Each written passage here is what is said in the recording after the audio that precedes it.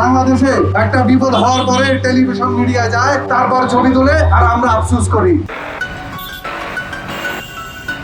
ব্যস্ততম বিমানবন্দর সড়ক, ভাঙা ফুটওভারের নিচে ও উপর দিয়ে ঝুঁকি নিয়ে চলাচল করছে যানবাহন ও পথচারীরা। নিকুঞ্জ, লা মেরিডিয়ান ও খিলক্ষেত সংযোগ ফুটওভারের এমন ঝুঁকিপূর্ণ অবস্থাও যেন দেখার কেউ নেই। সবশেষ ব্যবহারের অনুপযোগী জরাজীর্ণ বৃষ্টি দ্রুত সংস্কার ও নতুন করে নির্মাণের দাবিতে রাস্তায় নেমেছেন এলাকাবাসী। বৃষ্টি উপেক্ষা করেও চলে মানববন্ধন। গত দিনে যাই ছিল, এখন যথেষ্ট ঝুঁকিপূর্ণ হয়েছে। এই জিনিসটা ভেঙে পড়তেছে জায়গায় জায়গায়, যে কোনো সময় বড় ধরনের দুর্ঘটনা ঘটতে পারে। খুব তাড়াতাড়ি আমাদের এই সমস্যার সমাধান না করা হয় তাহলে আমরা এর চেয়ে বড় কিছু করার চিন্তাভাবনা আছে। এই ব্রিজটা একেবারে বৃদ্ধি করে রেল লাইন পার করে দেওয়ার জন্য, কারণ রেল লাইন দিয়ে অনেক মানুষ ঝুঁকিপূর্ণভাবে যাতায়াত করে। মাইলস্টোন দুর্ঘটনা হয়েছে, এখন হয়েছে, আমরা সচেতন।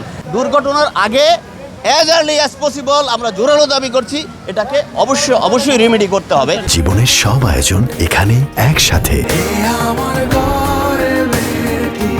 যদি আজ এই মুহূর্তে একটু পরে, আজ অথবা কাল বা পরশু বা আগামী 3 দিন পরে বা 1 সপ্তাহ পরে আমাদের এই ব্রিজ ধসে পড়ে, এই দায়িত্ব কে নেবে? কোনো রকমের কোনো অঘটন ঘটে, এই ব্রিজটা যদি ধসে পড়ে বা আমাদের জনগণ কোনো ক্ষতিগ্রস্ত হয়, তাহলে আমরা আপনার বিরুদ্ধে অবশ্যই হত্যা মামলা দায়ের করব।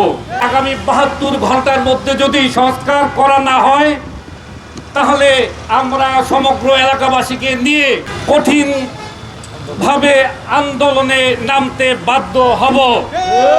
2 মাস আগে একটি মালবাহী কন্টেনার ধাক্কায় ভেঙে পড়ে ব্রিজের বিভিন্ন অংশ। এরপর থেকেই এটি হেলে পড়ে আছে, কোথাও ফাটল, আবার কোথাও তৈরি হয়েছে বড় গর্ত। মানববন্ধন শেষে সফলতা কামনা করে বিশেষ দোয়া মোনাজাত অনুষ্ঠিত হয়। আল্লাহ আপনি জাতির সেবক হিসেবে কবুল করেন। জুনায়েদ আল হাবিব, কালের কণ্ঠ, ঢাকা।